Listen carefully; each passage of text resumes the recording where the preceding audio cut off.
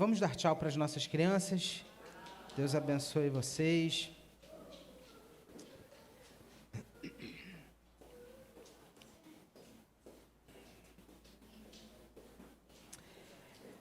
Quero convidar você a abrir sua Bíblia no Evangelho de Marcos, capítulo 7.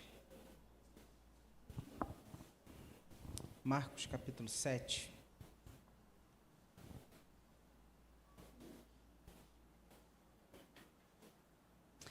Esse é um texto duro de Jesus, um texto em que ele, de maneira contundente, ele combate a religiosidade. A religiosidade, ela tem o poder de nos cegar e de nos fazer aqui no coração transicionar o poder do Evangelho para o cumprimento de uma lei cerimonial ou de uma lei. É como se a gente entendesse que, por meio daquilo que nós fazemos, é que nós obtemos o favor de Deus. Marcos capítulo 7, a gente já vai ler o texto. Mas a mensagem do Evangelho, ela é completamente diferente da mensagem da religião. Enquanto que a mensagem da religião diz, eu obedeço, e por isso eu sou aceito, a mensagem do Evangelho, ela diz, eu sou aceito por Deus, por isso eu obedeço. É porque Cristo me amou, é porque Cristo pagou o preço na cruz por mim, é que eu vivo pelo Senhor. Se nós, por exemplo, olharmos lá para o Antigo Testamento, essa graça, ela é notória. Você vê, Deus, ele deu a lei ao povo e disse, vivam por meio dela. Deus não falou assim, olha, vivam uma vida perfeita, vivam uma vida muito legal, cumpram aí todos os mandamentos que depois eu liberto vocês e dou essa lei. Vivam uma vida boa, que aí eu abençoo vocês dando a lei. Não. Deus deu a lei e falou, vivam. Nós precisamos entender a aplicação dessa mensagem do Evangelho na nossa vida. Em especial, esse texto, ele trabalha a seguinte questão. Os religiosos colocaram Jesus numa parede, porque eles acusavam os discípulos e ao próprio Jesus por não fazerem determinadas coisas. E Jesus vai mostrar aqui nesse texto aquilo que contamina o coração do homem.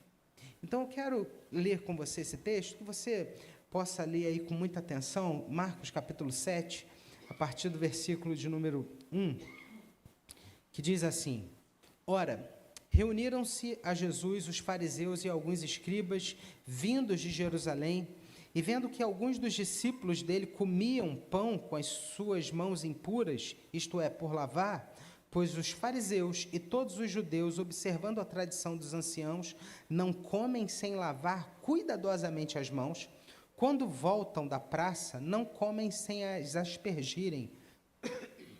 E há muitas outras coisas que receberam para observar, como a lavagem de copos, jarros e vasos de metal e camas. Interpelaram-no os fariseus e os escribas, por que não andam os teus discípulos de conformidade com a tradição dos anciãos, mas comem com as mãos por lavar? Respondeu-lhes, bem profetizou Isaías a respeito de vós, hipócritas, como está escrito, esse povo honra-me com os lábios, mas o seu coração está longe de mim. Em vão me adoram, ensinando doutrinas que são preceitos de homens, negligenciando o mandamento de Deus. Guardais a tradição dos homens. E disse-lhes ainda, jeitosamente rejeitais o preceito de Deus, para guardardes a vossa própria tradição. Pois Moisés diz, honra teu pai e a tua mãe, E quem maldisser a seu pai ou a sua mãe, seja punido de morte. Vós, porém, dizeis, se um homem disser a seu pai ou a sua mãe, aquilo que poderias aproveitar de mim é corbã, isso é oferta para o Senhor, então dispensais de fazer qualquer coisa em favor de seu pai ou de sua mãe, invalidando a palavra de Deus pela vossa própria tradição, que vós mesmos transmitistes, e fazeis muitas outras coisas semelhantes. Convocando ele de novo a multidão, disse-lhes, ouvi-me todos e entendei. Nada há fora do homem que entrando nele o possa contaminar, mas o que sai do homem, isso é o que o contamina. Se alguém tem ouvidos para ouvir, ouça. Quando entrou em casa, deixando a multidão, os seus discípulos o interrogaram acerca da parábola. Então lhe disse, assim vós também não entendeis? Não compreendeis que tudo que de fora entra no homem não pode contaminar? Porque não lhe entra no coração, mas no ventre, e sai para o lugar escuso. E assim considerou ele puros todos os alimentos. E dizia, o que sai do homem, isso é o que o contamina. Porque dentro do coração dos homens é que procedem os maus desígnios, a prostituição, os furtos, os homicídios, os adultérios, a avareza, as malícias, o dolo, a lascívia, a inveja, a blasfêmia, a soberba, a loucura. Ora, todos esses males vêm de dentro e contaminam o homem. Sexta-feira, agora, eu estive em Palmas, na verdade, numa cidade chamada Gurupi, no interior do Tocantins, num evento, um impacto evangelístico da PECOM, e é muito comum lá no centro-oeste eles comerem uma frutinha, eu não sei se você já ouviu falar dela, chamada pequi. Quem aqui já comeu pequi? Levanta a mão. Beleza. Pequi faz lembrar aquele slogan que tinha nas estradas brasileiras na década de 70. Lembra aquela frase assim? Brasil, ame-o ou deixe-o. Pequi é assim. Ou você ama pequi, ou você tem ojeriza por pequi. O pequi ele tem uma particularidade. Miriam, guarda aí, para vocês não colocarem lá no restaurante. Pode dar problema, escuta só. O pequi, você não pode morder o pequi. O pequi é uma mini bomba. Exatamente isso. O pequi, ele é uma fruta que a casca dele, o caroço dentro dele, tem espinhos, muitos espinhos. E se você morder o pequi, aquilo explode na sua boca. Você imagina uma bomba de espinhos explodir na sua boca. E você tem que ir para o hospital, simples assim. Eu fui há um tempo atrás pregar numa cidade, também do interior de Goiás, chamada Séries. E aí o meu amigo, eu fui falar no aniversário de uma igreja. E o meu amigo, pastor Vinícius Jordão, falou assim, André, você já comeu pequi? Eu falei, não, nunca. Ele falou, então pronto. Ele mandou uma mensagem no grupo de WhatsApp da igreja. Irmãos, alguém tem pequi? Por favor, o pastor André está aqui na minha casa, nós vamos fazer um pequi para... Gente, em questão de 20 minutos, várias pessoas levaram pequi lá para ele. É uma febre esse negócio. E aí, eles prepararam de noite uma galinhada que tinha o tal do pequi.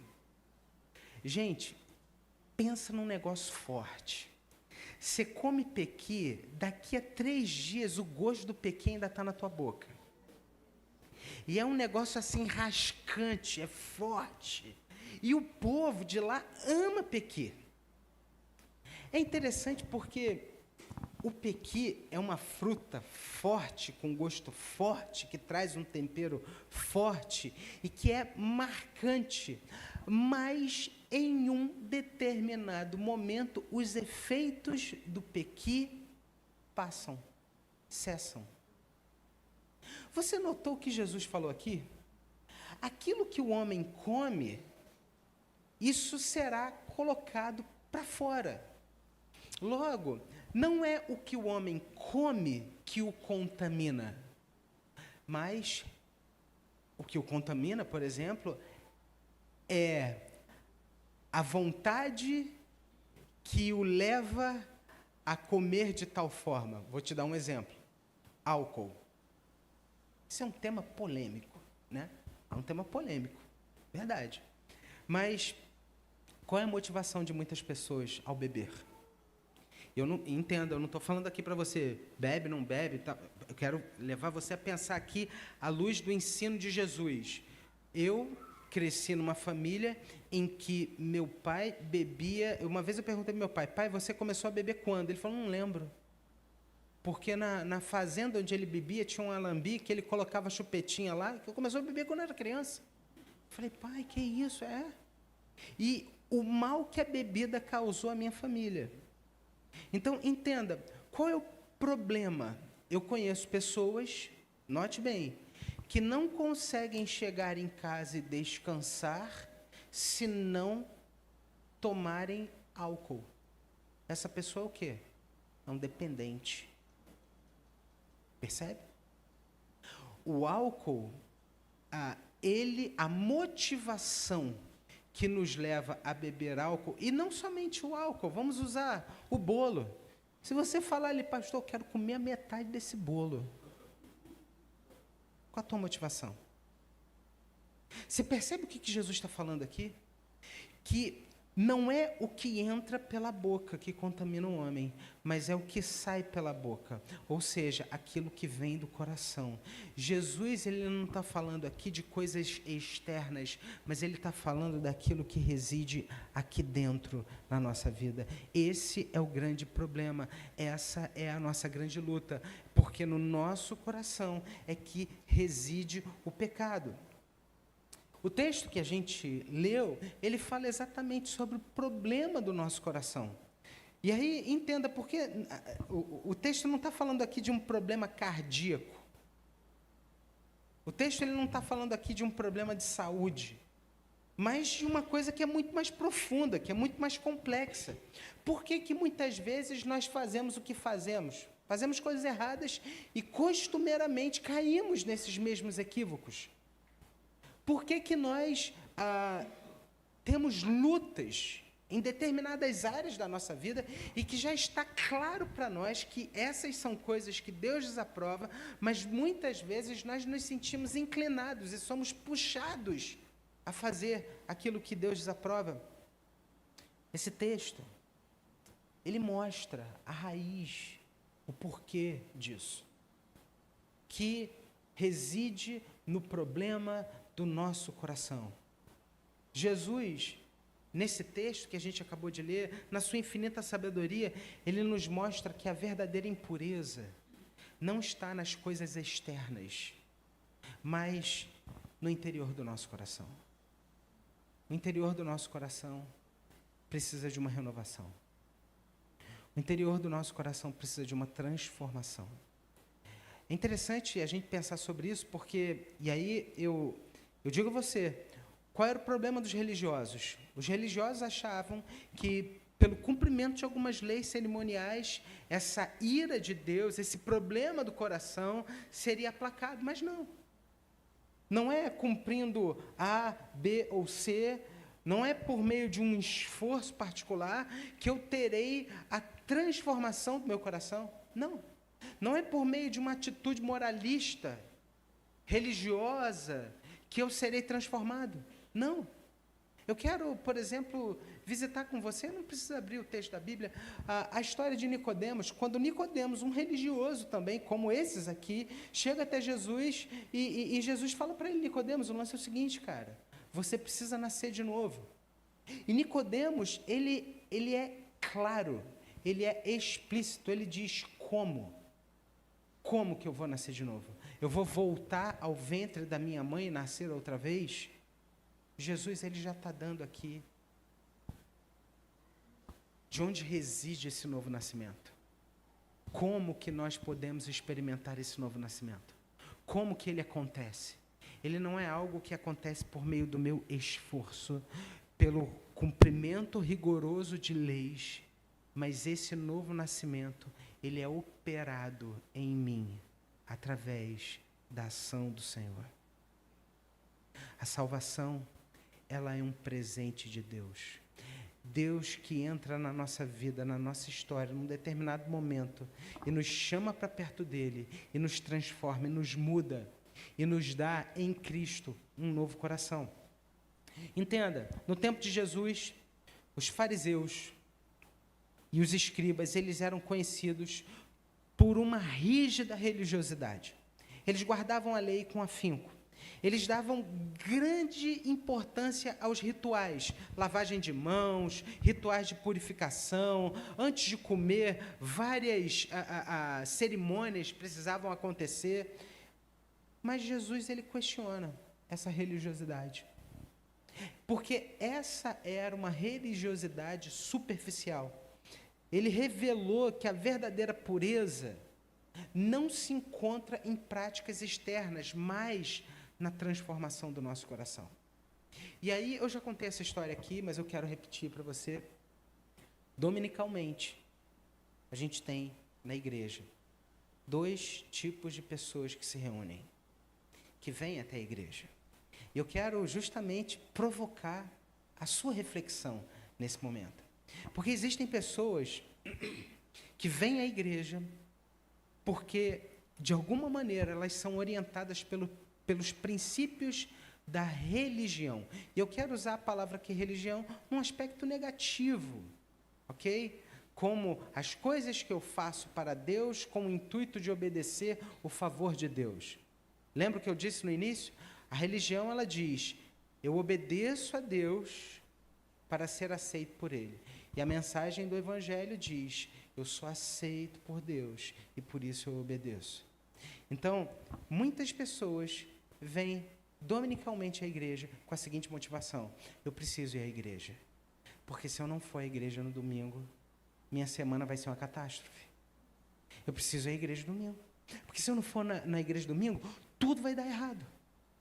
Então, essa pessoa, de maneira silenciosa, ela vai fazer coisas na igreja, ela vai buscar a Deus, ela vai orar, mas a motivação dela é a culpa e o medo.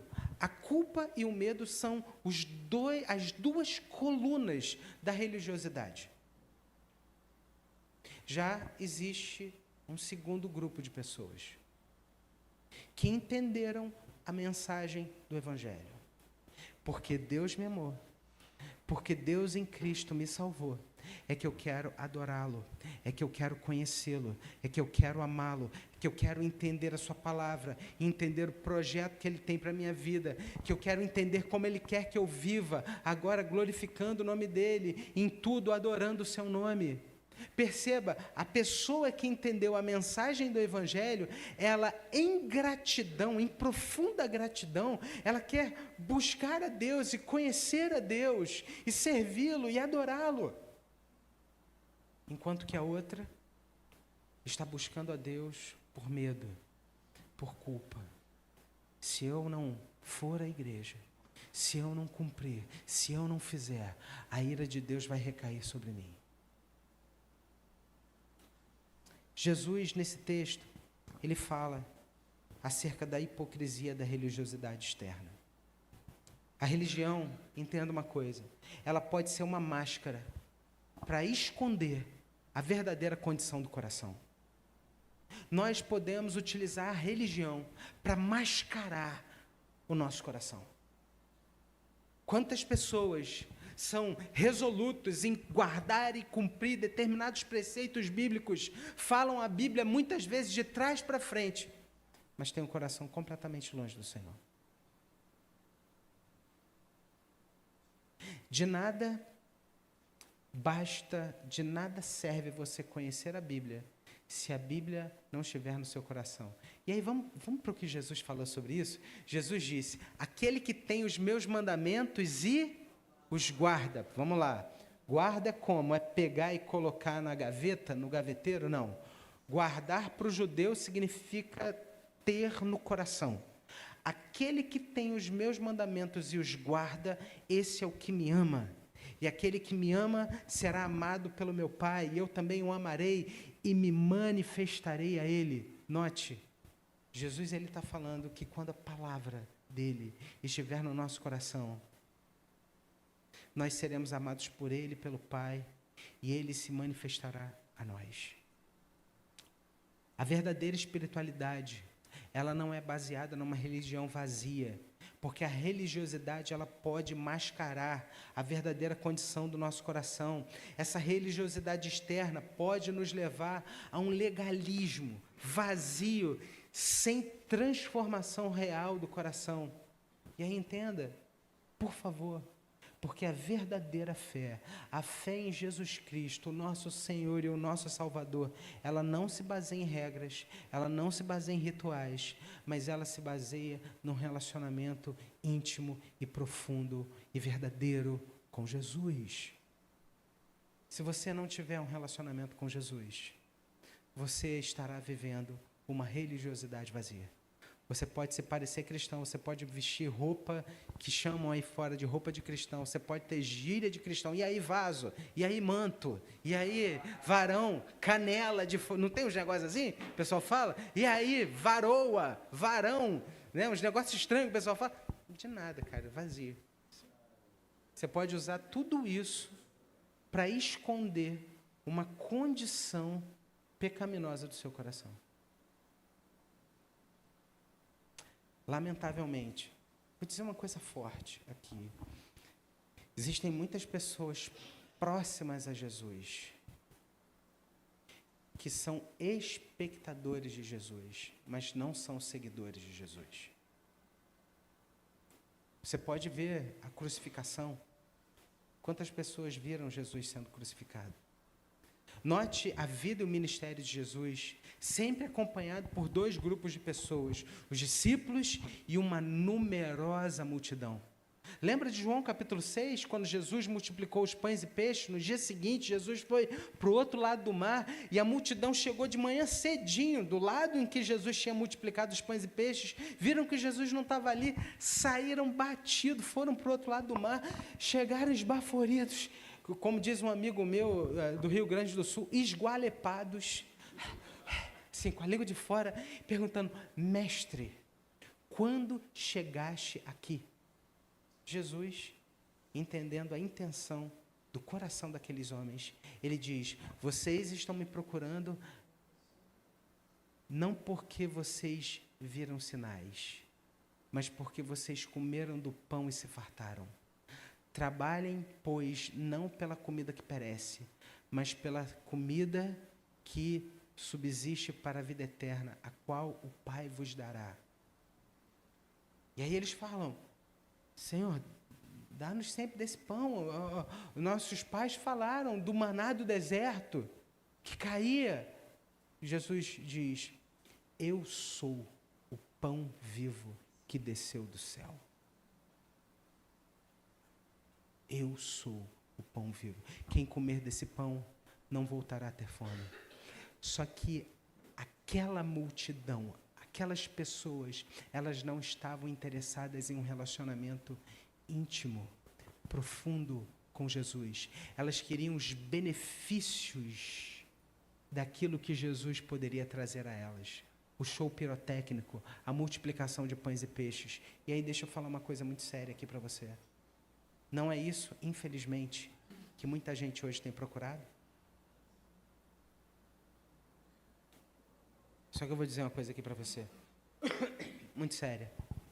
Lamentavelmente, às vezes também, isso é o que eu e você muitas vezes procuramos também. Quantas vezes a gente vem a um culto e Deus sempre fala conosco, quando a palavra dele é aberta e pregada. Mas nós, às vezes, julgamos: o louvor eu não gostei, a moça da recepção não achei, não foi tão legal comigo, a luz não está tão legal, o banheiro eu não gostei. E a gente quer um serviço religioso, mas a gente não quer se alimentar do pão. A mesa está posta. Jesus, ele mesmo disse: aonde existem 2 ou 3 reunidos em meu nome, ali eu estarei. Nós precisamos ter e cultivar um relacionamento íntimo e pessoal com Jesus. Em segundo lugar, o texto, ele fala também da contaminação do coração humano. Porque o coração humano, ele é a fonte de todos os tipos de males. Olha o que diz aí o versículo 21 a 23. Porque de dentro do coração dos homens é que procedem todos os maus desígnios, a prostituição, os furtos, os homicídios, os adultérios, a avareza, as malícias, o dolo, a lascívia, a inveja, a blasfêmia, a soberba, a loucura. Ora, todos esses males vêm de dentro e contaminam o homem. O coração humano é a fonte de todos os males. Gente, domingo passado aconteceu uma coisa que, graças a Deus, muitos de vocês não viram. A gente estava aqui, reunido de manhã, e, de repente, o Mateus de Paula recebeu uma mensagem da esposa dele, pedindo ajuda com uma situação de trabalho que ela tinha que entregar, e o Mateus saiu. Quando o Mateus chegou ali na esquina, ele viu a torcida jovem do Flamengo vindo. Assim, não eram 5 caras, não eram 10, não eram 20, não eram 50, não eram 100, eram em torno de 300 caras. E eles passaram aqui na porta da igreja com paus, pedras e outras coisas, porque iriam se encontrar com uma outra torcida organizada aqui na Merck. Você consegue perceber o que o nosso coração humano é capaz de fazer? Torcer para o Flamengo.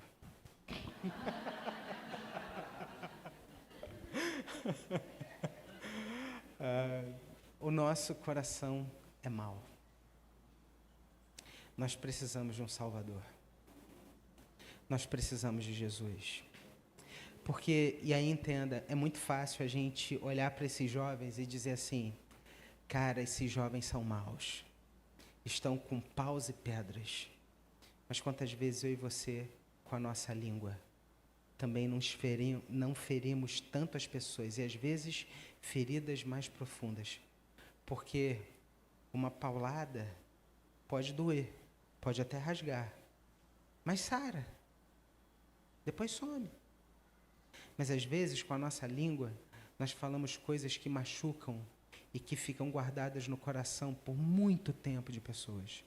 Às vezes, esses meninos somos eu e você. A gente precisa avaliar o nosso próprio coração. Porque às vezes, do nosso coração, tem saído coisas que desagradam ao Senhor. Nós precisamos dessa graça de Deus. O texto, ele mostra para nós que a natureza pecaminosa nos leva a agir de forma contrária à vontade de Deus e que por nós mesmos, eu e você, nós somos incapazes de cumprir a lei de Deus e de alcançar essa verdadeira pureza. Nós não conseguimos. E aí entenda, porque é uma questão lógica, matemática, cartesiana. Se eu e você conseguíssemos cumprir a lei de Deus, se eu e você conseguíssemos viver de uma vida assim, bacaninha, que Deus olhasse e falasse, pô, aí, você é o cara, hein? Ele não precisava mandar Jesus morrer na cruz. Ele mandaria seu filho morrer na cruz? Se não houvesse necessidade? Não. Ele manda seu filho morrer na cruz porque nós somos incapazes de viver uma vida perfeita. Nós precisamos de um Salvador. E é por isso que, em terceiro lugar, a solução para o meu problema, para o problema do meu coração, a solução para o seu problema, para o problema do seu coração, é Jesus. Ele é a solução para o nosso coração. Ele é aquele que pode nos dar um novo coração. Veja o que diz o versículo 18 a 20. Se você puder, Mateus, Rafael, se puder colocar aqui para nós, todos lermos, Marcos 7, a partir do versículo 18, nós vamos ler o 18, 19 ou 20. Vamos ler juntos? Então lhes disse, assim vós também não entendeis?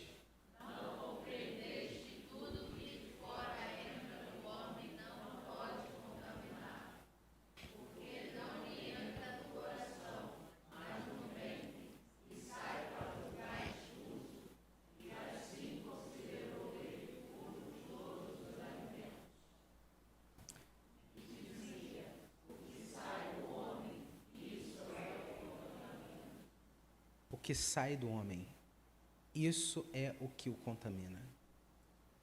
O que sai do homem, isso é o que o contamina. Jesus, ele oferece a solução para o problema do nosso coração.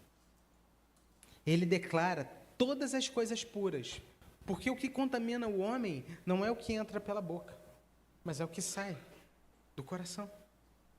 E a gente precisa entender que essa transformação genuína, ela acontece de dentro para fora. Quando o Espírito Santo de Deus começa a agir em nós, produzindo um arrependimento, produzindo uma convicção de que existem coisas erradas na nossa vida. Gente, eu preciso dizer uma coisa muito séria para você, mas muito séria. Você precisa louvar a Deus e agradecer a Deus todas as vezes que a palavra de Deus vier assim como uma flecha sobre você. Sabe, acontece com você, às vezes, de você ler a palavra, de você ouvir uma mensagem em que a palavra parece que está sendo assim, ó, para você. Sim. Porque o que é isso? É o Espírito Santo de Deus aplicando essa palavra ao nosso coração. Sim, tem coisas erradas no nosso coração que a gente não consegue vencer por nós mesmos. Nós precisamos de Jesus e essa transformação só vai acontecer de dentro para fora.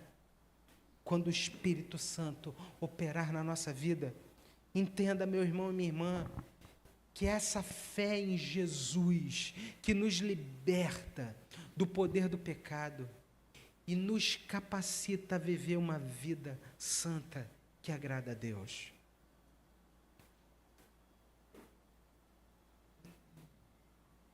Nicodemos disse: como que eu vou nascer de novo? João, capítulo 3, versículo 8. Você pode colocar aí para nós, Rafael? João, capítulo 3, versículo 8. Eu quero convidar você a ler esse versículo comigo. João 3, versículo 8. Vamos ler juntos? O vento sopra onde quer, ouves a sua voz, mas não sabes de onde vem, nem para onde vai. Assim é todo que é nascido do Espírito. Preste atenção aqui. Assim é todo que é nascido do... Não. Olha ali. Está escrito ali, assim é todo que é nascido do cumprimento do preceito da lei? Não.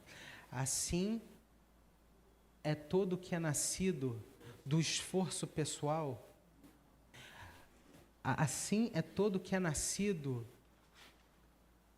a partir de uma vontade resoluta de cumprir os mandamentos de Deus? Não. Assim é todo que é nascido do Espírito.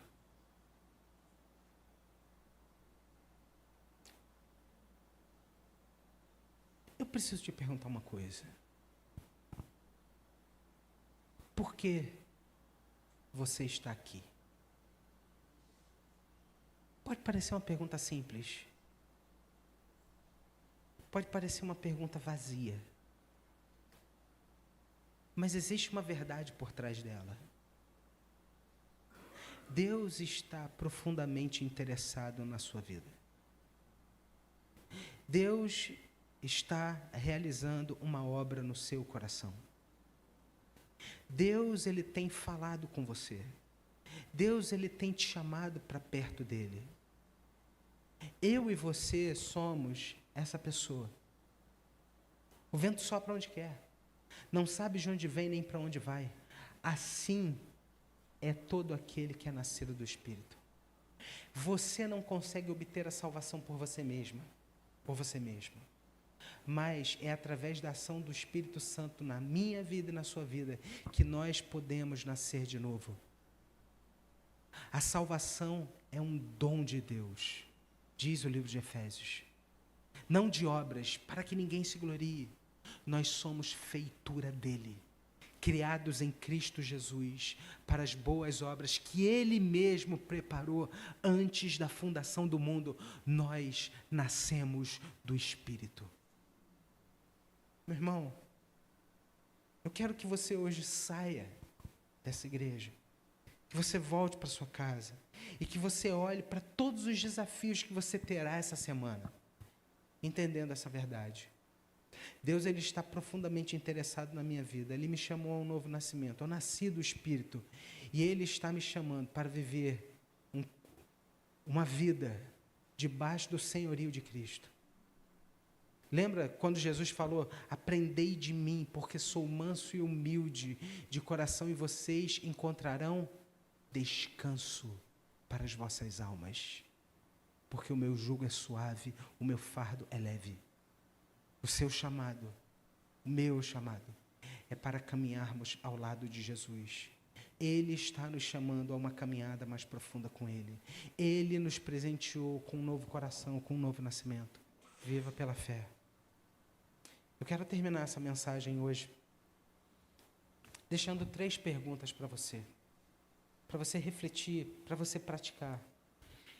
A primeira pergunta é: em que áreas da sua vida você tem se preocupado mais com a aparência externa da fé do que com a realidade do seu relacionamento com Deus? Como é que está o seu coração? Em segundo lugar, quais são os maus pensamentos que têm surgido no seu coração? E como você pode buscar a transformação de Deus para lidar com eles? Quais são os maus pensamentos que têm surgido no seu coração e como você pode buscar a transformação de Deus para lidar com eles? Em terceiro e último lugar, como você pode se entregar mais completamente a Jesus, permitindo que Ele transforme o seu coração e te torne uma nova criatura? Deus está nos chamando para perto. Deus está realizando uma obra na nossa vida. Eu quero terminar esse culto, essa mensagem, orando com você. Deus nos chama para perto. Ele não nos chama para uma vida religiosa, de cumprimento de leis e preceitos, vazios.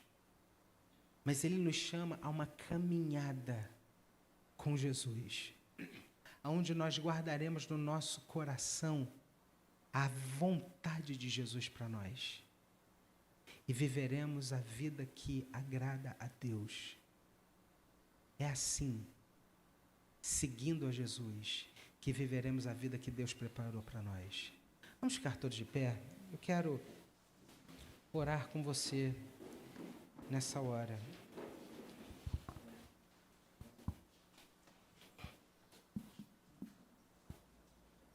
Senhor,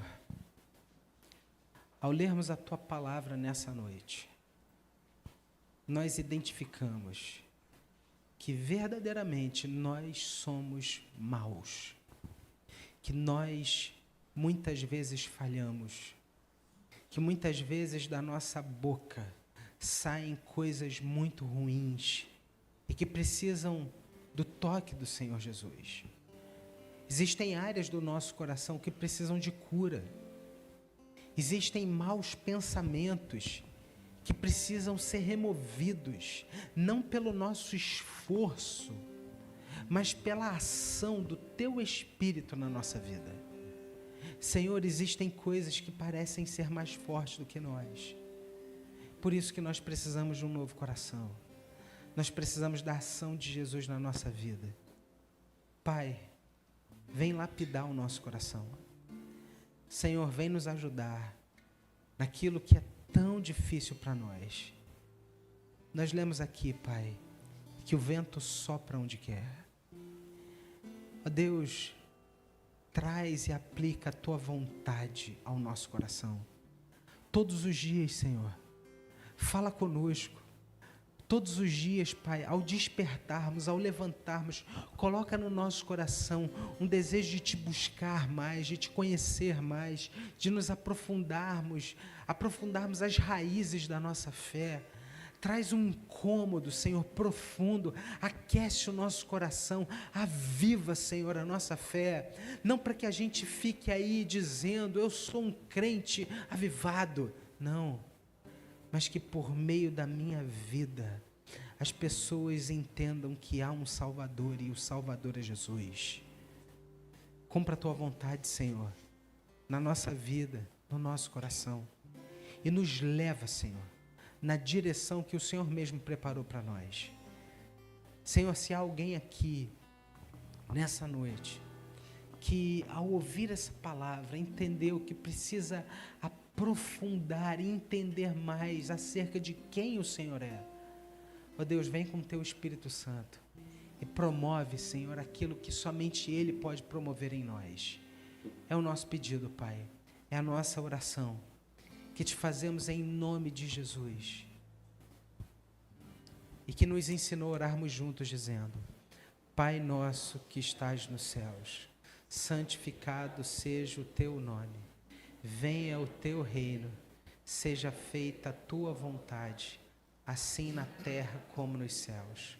O pão nosso de cada dia nos dai hoje, perdoa as nossas dívidas, assim como nós perdoamos aos nossos devedores. Não nos deixes cair em tentação, mas livra-nos do mal, pois teu é o reino, o poder e a glória para sempre. Amém.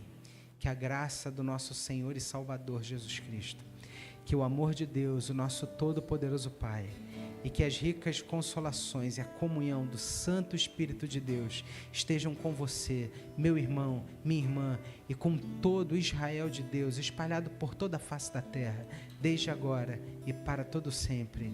Amém.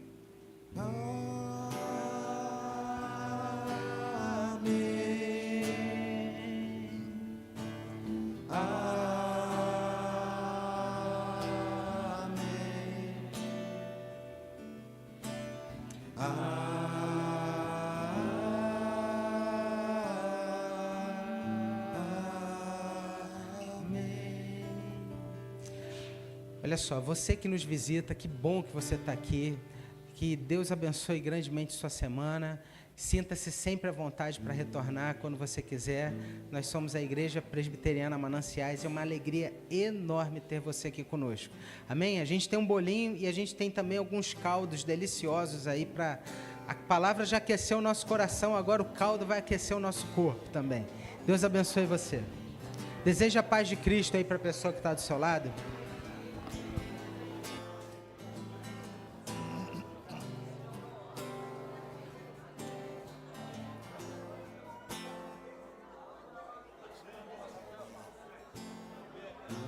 Tudo que eu mais quero, o meu fôlego tu és, em teus braços é o meu lugar, estou aqui, estou aqui. Pai, eu amo sua presença, teu sorriso é vida em mim. Eu seguro em tuas mãos, eu confio em ti, confio em ti. Eu quero ir mais fundo, leva-me pra perto, onde eu te encontro, no lugar secreto, aos teus pés me rendo, pois a tua glória quero ver.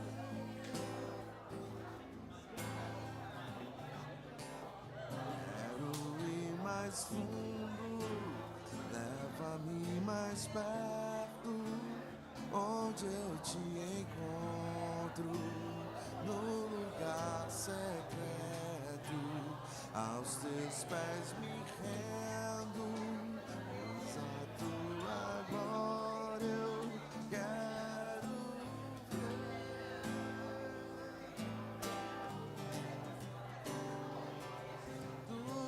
mais quero é te ver. Envolva com tua glória e poder. Tua majestade é real. Tua voz ecoa em meu ser. Tudo que eu mais quero é te ver. Envolva com tua glória e poder. Tua majestade é real.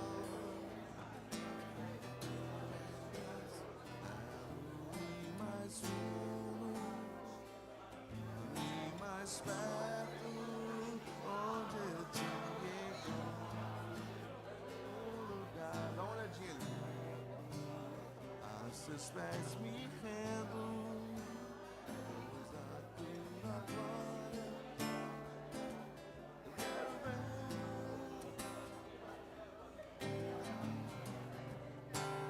Quero ir mais fundo